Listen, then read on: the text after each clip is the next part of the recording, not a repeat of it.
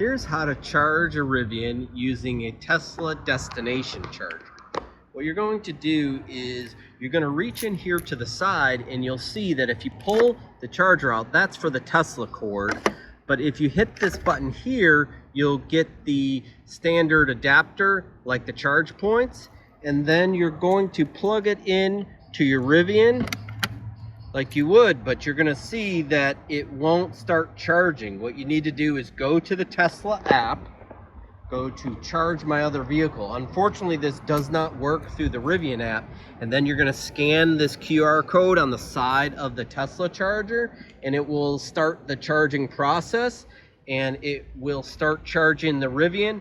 But the charges occur in the Tesla app, not through the Rivian app. I wish they made this a little more seamless, but hopefully that comes soon.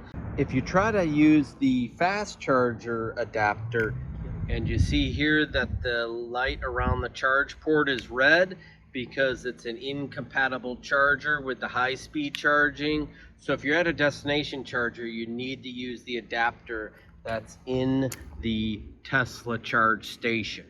I hope you liked this video, subscribe to my channel, and thanks for watching.